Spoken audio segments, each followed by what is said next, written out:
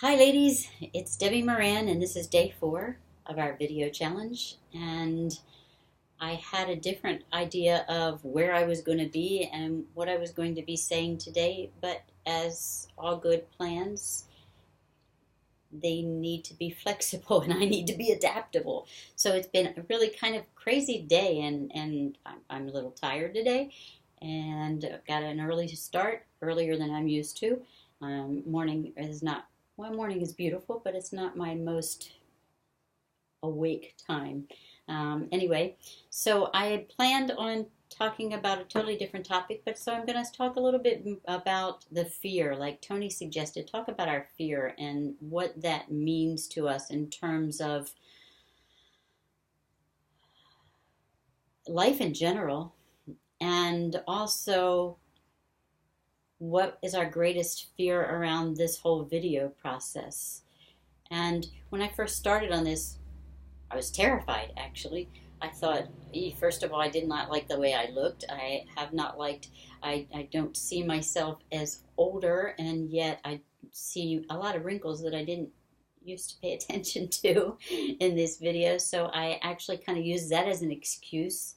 But then when I reflect, I recognize that I never really liked myself on camera. So I couldn't use the age excuse. It's more of, it's a lot of different entanglements, what I realized. So I'm going to start a little bit backwards. I went in terms of my story. And my story is a little bit similar to Tony's in terms of my birth.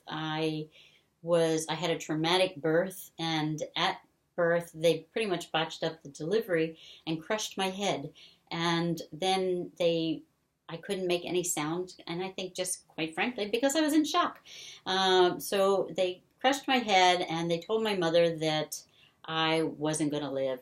And when I did live, they came back and they revised their statement, and they instead decided that, okay, I defied their death decree, and instead I did live, but I would be deaf, blind, dumb, mute, and pretty much mentally retarded and a vegetable until maybe 3, but I would certainly be dead by 3.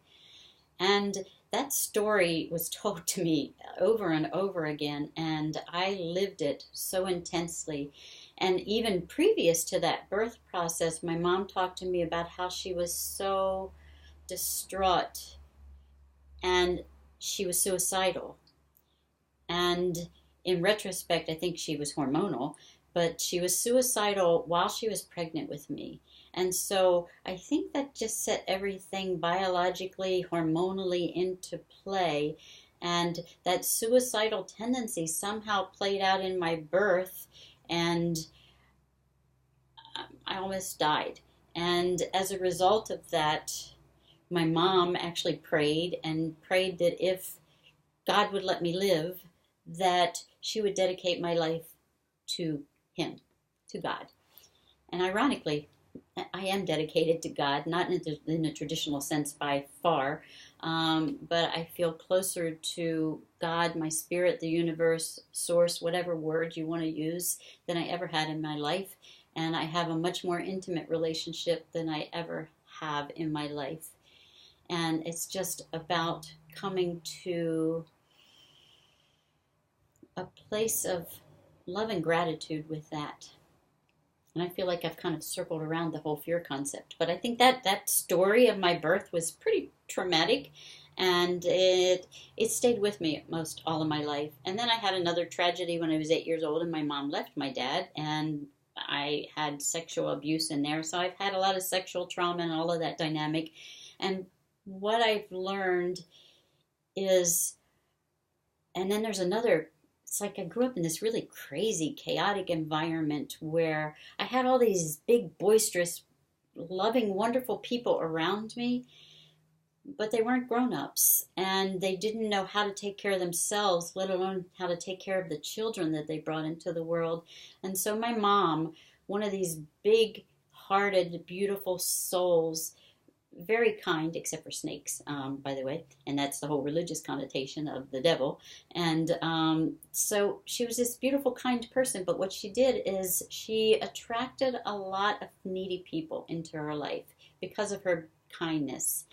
And as a result of that, she tried to take care of anybody that came to her and needed anything, except her children.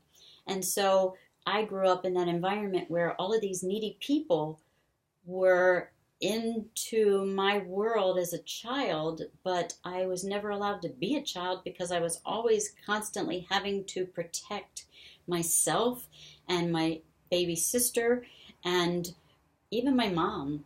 And so I became this protector of everybody else and sacrificed myself. As a result of that, I became invisible in a way. I protected everyone else, but I made sure I didn't make any waves. I wanted to make sure that everything was okay. So not only was I the defender, but I was also the protector of the family. And so I think all of this convoluted story is all wrapped around my fear about being seen. Because my innate essence is joyful, is happy.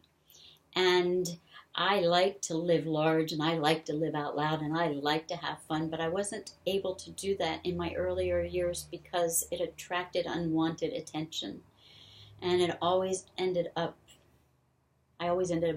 getting hurt in some way when I was younger. And I carried that pattern into my adulthood, which is, I think, what brought me into this field of healing. And I say healing not to denigrate it, but because I recognize it's really an awakening process. So in this awakening process, I have learned to speak up. I have learned to gather a lot of tools to help myself and other people. I have learned that not everybody that needs help wants help. And that's a really key point because I think that created a lot of trauma in my past and in my upbringing with my mom and in my patterns that I carried about my mom afterwards. And so this is really long-winded. I just realized, I'm sorry. So I'm going to actually start wrapping it up and just say I started this whole process about my fear. Well, I think you pretty much have a good picture about what my fear was all about being seen and all of that. And so I think I will end on that note and talk about a book that I love in relation to emotions next time. Have a beautiful day. Thank you. I love you. Amen. I don't know why I said amen.